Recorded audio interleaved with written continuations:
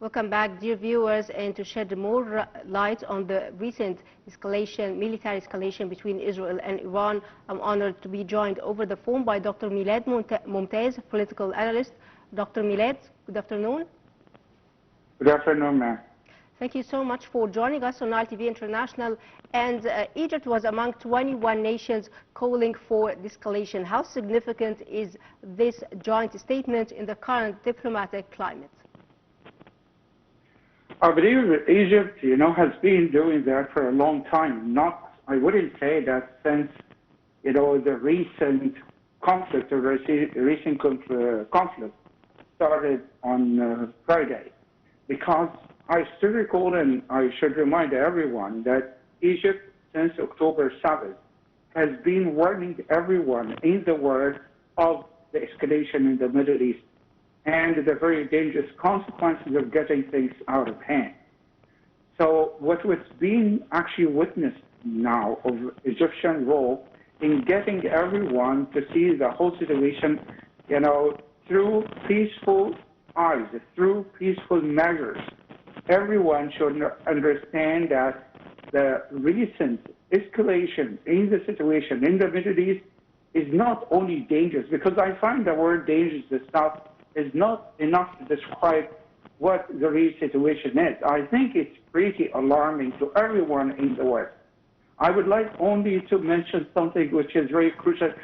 And that example I'm going to mention, it's not a simple one. Let's just imagine, and that's not just an imagination. It's a possible, consequence. Let's imagine that Iran has decided to block, the Strait of Hormuz, and the economic consequences that would result to the entire world, the disruption of the chain supplies in the entire world, the skyrocketing prices that we might see of the oil, the price tags are around the world, So that's one of the possible consequences of the escalating situation that we've been witnessing for the last 6-7 days today. So I believe, in my mind, that Egypt has been, visioning this, has been, working on this since day one. It's like, saying that, you have to be cautious to the whole world, cautioning the entire world of the negative consequences of the situation. And actually, that's not the first time that we see that kind of conflict or the confrontation between Iran and Israel. I know this time is different. The magnitude of the conflict and the confrontation this time is significantly different. However, that we've been seeing precedents twice between Iran and Israel. So we've been actually talking to everyone. We have seen the Egyptian Minister of Foreign Affairs, talking to different counterparts across the world now for the last couple of days. I think explaining them that it's time to take an action to stop all of. Welcome back, dear viewers, and still with Dr. Melad Momtaz, political analyst, and we were talking about the recent military escalation between Israel and Iran. Dr. Melad? Yes, ma'am. Yes, Doctor, what message does this regional coalition send to Israel and Iran, as well as to the wider international community? Of course, I think the message is, I believe in my mind, it's very straightforward. It's like you have to stop this kind of escalation. That conflict should be brought to an end as soon as possible. And broadly speaking, the conflict in the Middle East that's been on for more than 8 decades now, that should be stopped as well. So that's why I like to see the conflict between Iran and Israel in a wider perspective. It's part of the conflict in the Middle East. And if we get to the roots of the conflict in the Middle East, it's all about the Palestinian cause. Simply put, by the way, it's all about this. It's nothing, because Israel has been actually, sending out that kind of message that it's all about Iran. I believe, in my mind, it's not about Iran, basically. It's about the Palestinian cause. So if we want to get to the roots of this conflict, it's about reaching a solution, a decisive solution, a final solution to the Palestinian issue, which is the two-state solution once again. Because, Israel has been trying to separate these two issues, despite the fact that the Israeli Prime Minister today, I think it was like an hour ago or 2 hours ago, he has said it, or he has made it, very clear that what he said, it would be a very good opportunity that if Iran actually goes down, because that would help us to get rid of Hamas, and if we get rid of Hamas, we'll be able to return our hostages. For the first time, he clarified the connection between Iran and, the Palestinian cause, because they have been denying this. They have been trying to say, no, they are not connected, the two issues. And actually, the two connected issues are very, very important. And once again, we need to reach a solution as soon as possible to the Palestinian cause. Iran has been saying that we have been attacking Israel, and Houthis have been attacking Israel, and let me add Hezbollah as well. They've been all attacking Israel to help out the Palestinians there in Gaza. So it's very clear. However, in my mind as well, there is another message which is very important. It's about the sovereignty of the different states. Israel has been deliberately ignoring this very important notion. It's very clear in the international law. Sovereignty and sovereign states should be respected. That is in the international law. Israel has been totally ignoring this. Israel has been attacking Lebanon. They have been attacking Syria. They have been attacking Yemen. They have been attacking Iran and other areas in the world. And they all actually, out of something which I think is delusionary in my mind, which is what? Self-defense. And we've been seeing this, that they've been talking about what we're doing this out of self-defense. So you would destroy every country that would dare to say something, that would do something to go against you, because they would say that's all about self-defense. We are very much against this. Sovereignty should be respected. Sovereign states should be respected as well. And the international community should do something about it. That kind of, not even seeing the international community being able to do something. The international community has been so, paralyzed, part and parcel, since October 7th. We haven't seen any decisive action taken by the international community to stop the bloodshed in Gaza, to stop Israel, violating international law, despite the fact that that has been constantly done by Tel Aviv. Where is the international community? We haven't seen the international community, since October 7th. Yes, Doctor, how do you assess the timing and necessity of forming a national crisis committee in response to this conflict? I believe it's the right time. I wouldn't say it's late, because it's never late for international community to take a step forward and to stop a bloodshed or a conflict between different countries. It's never too late. I believe it's time now to take decisive steps to stop that kind of conflict in the Middle East. The Middle East has been, simply put, something like an ongoing issue, for the international community everywhere across the world, as I said, for the last 8 decades.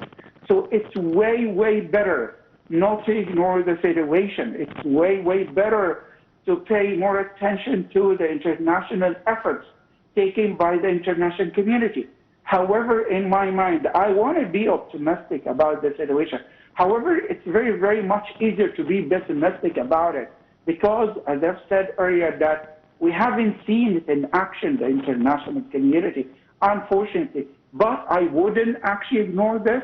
I would still be optimistic about the situation, and we would encourage the United Nations to take active actions toward this, despite the fact that we have seen, the Security Council, not being able to do anything because of the veto there at the Security Council.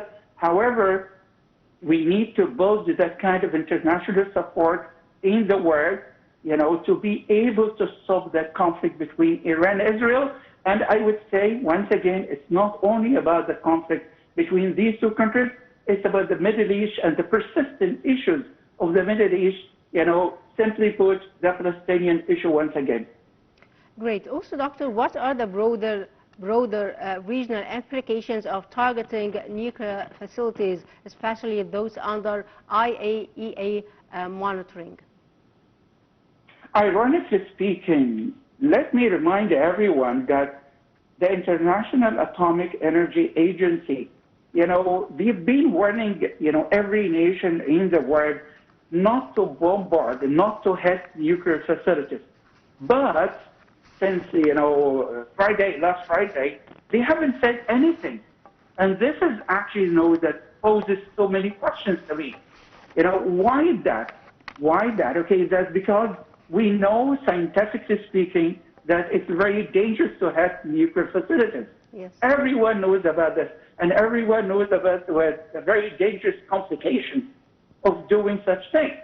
However, that we've seen the international agency not being able to utter, to say something, okay? And what we've been actually witnessing and what we've been saying once again, it's about self-defense. It's not self-defense. Because when you destroy nuclear facilities, you would expect something which is much worse. Because let's say that they destroy a nuclear facility, what about the consequence, about the radiation that would come out of that nuclear facilities? And by the way, scientifically speaking, everyone knows as well that winds carry out such radiation, and when water gets polluted, so air would be polluted, water would be polluted as well, civilians, the casualties, it's like, non-stop consequences. And I should remind everyone of what happened in 1945. I think it's time to remind everyone of 1945 and Hiroshima and Nagasaki once again. Because the United States of America has been saying that, oh yeah, we go against Israel because we would like to stop that kind of thing. And I find it very much the opposite, because they have been allowing Israel to have nuclear weapons. Why don't we stop Israel from having nuclear weapons? If you feel like it makes sense not to allow countries to have nuclear weapons, you'd better stop Israel from having nuclear weapons. But it's like, that they wouldn't tell Israel not to by all measures. So I think international community, especially when it comes to nuclear weapons, I think it's time to take an action, because everyone would regret it if it's, would become, I would say, too late to do this. Great. One final question, Doctor. Back to the crisis committee, back to the crisis committee. What type of coordination or scenarios might the crisis committee be preparing for in light of this fast evolving situation, from your point of view? Once again, all measures now, everyone is working, in my mind, in one direction to stop the escalation. Except in my mind, once again, in my understanding, except for two countries now, the United States of America and Israel. They have been trying, to escalate the situation more and more to get to the point of full confrontation between the two countries. And I'd like to ask a simple question, regarding something that's been, talked about, for the last couple of days, especially by Israel and by the United States of America. It's about regime change. Have we reached that point of regime change in, countries in the region? I think it's very much alarming, That's a very dangerous thing. And as I said earlier, once again, it's about the issue of sovereignty once again. Talking about regime change now, it's very dangerous. It's very alarming. And once again, let me remind everyone of what happened in 2003, because it's very obvious that history repeats itself, unfortunately. What happened in 2003 in Iraq, the United States of America said back then that Iraq had mass destructive weapons, and that was wrong. That was 100% wrong. They had it, but it was just a pretext from the United States of America. Just a pretext, that's it. And they invaded Iraq in 2003.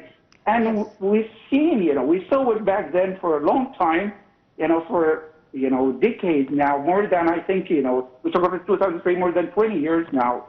And, we still see, unstable situation in Iraq. So what we are trying to do, are we trying to, do it once again? I think the situation is very dangerous, and everyone should be very much aware of how dangerous the situation is, and we should take action as soon as possible.